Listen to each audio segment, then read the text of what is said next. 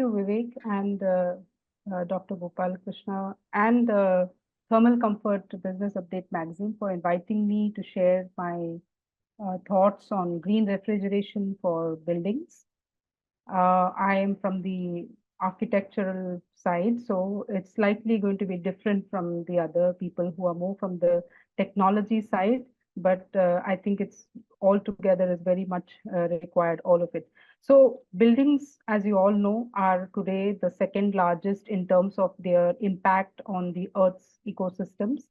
And when we are talking about climate change, global warming, and the impact overall of human beings on the environment, one of the biggest aspects that need to be looked at is how we make buildings better and more green. And one of the aspects is about energy consumption in buildings. This is a quotation from the World Green Building Council, which says that the building and construction activities together account for about 39% of all carbon emissions.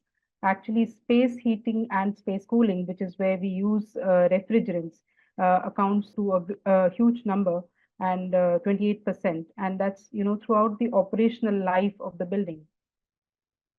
So here are some statistics which are not very updated. However, to just give you a picture about how we are making buildings and how these buildings are contributing towards increasing energy consumption, increasing effect on the environment. So building sector accounts for 37%. About, we are looking at a huge potential of buildings that are coming up and a huge use of air conditioning as well. And this is going to be especially increasing because as the climate warms, we'll have more need for thermal comfort, and we either use fans or air conditioning systems. So we are seeing a rise, the share of air conditioning in the commercial building as well as, of course, in the residential sector is all set to rise. And we have all these figures that tell you the whole story. And more, before I get into the solutions, more importantly, what we have seen is today all cities are planning towards climate resilience, how to make ourselves climate resilient. Among the various things that we have to deal with in India is heat stress. A large number of homes are not even ready for the kind of heat that we are going to face, and therefore the means for thermal comfort as well. And hence, we are not yet prepared for that kind of outcome. We'll have to use more and more of the cooling systems, whether it is fans or air conditioning systems, and therefore, the green refrigeration comes into picture. So when we talk about green refrigeration for buildings, there are 4 or 5 issues that we can look at. And I'll be elaborating on just a few because the rest of them have already been elaborated by the other panelists. First is efficient building envelope design.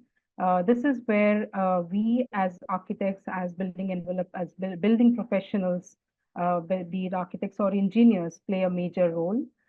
Compliance with the standards like energy conservation building code can reduce the overall energy consumption of the building in the first place, and therefore make the building use less space cooling, and therefore during the operational life of the building it will be much better. Use of low energy thermal comfort systems. I will slightly elaborate on a few slides later. And of course, whatever cooling systems we use, they are energy efficient, and also there is a big challenge with respect to having refrigerants which are both low on ozone depletion as well as low on GWP, because we did have alternatives, but then some of them are very high on the global warming potential. So when we look at green buildings, this is one of the things that we have to provide. The green refrigerants, whether it is for the HVAC or for the fire systems. So expanding a little bit more on the energy efficient building envelope, that is the first step towards making buildings and towards overall reducing the energy consumption, and therefore the need for refrigeration can be gradually reduced. Today we have building envelopes which look something like this, and therefore when the envelope is not properly designed, you require a lot more air conditioning, you require a huge load of the air conditioning is increased. So what do we use generally? The conventional materials that we have, they are comprising of something like this. Either it is concrete blocks, they are bricks, burnt clay bricks. Now we are moving into something better, like hollow blocks, sometimes even AAC. Now AAC is today one of the most materials which is most thermally efficient in the market. However, we have lot of combinations that are coming up for the building envelope, which make it better in terms of construction and in terms of thermal efficiency. There's also this whole research, a lot of research. I was myself involved in about 5 years with the Department of Science and Technology on developing energy efficient building envelope materials, which, how to make them self-cooling. And we look back a lot towards our traditional materials, like you can see in this interior of the Bunga in Rajasthan, or, so a lot of traditional materials did that sort of job. So we look back at them and see if we can get the principles from there and adapt it to our current lifestyles and current scenario. So here is a kind of comparison of the most commonly, let's say, used materials. And you can see that from A to E, these are the materials which are not falling within the standards of efficiency. So you can see that, like from compressed stabilized earth blocks or bricks or fly ash blocks or AAC blocks, they are all having a U value of which falls above 0.44, which is the standard, 0.4 is the standard, and so on. And only when you use insulation, you're about to, you get to that standard. So this is what the Energy Conservation Building Code says. You can see that for the different climatic zones, practically, this was the old one. Now we have 0.4 mostly, and it also provides the same kind of values for the roof, the fenestrations, and so on.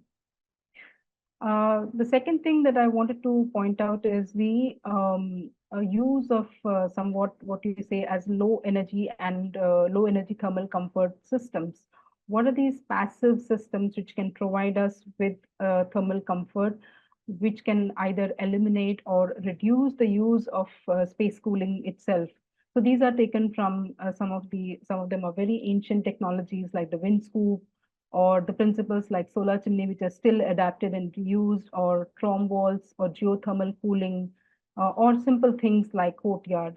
And then we have some of the new things, like not new, but some of the more complex LETC systems like passive down draught evaporative cooling or thermodrain system.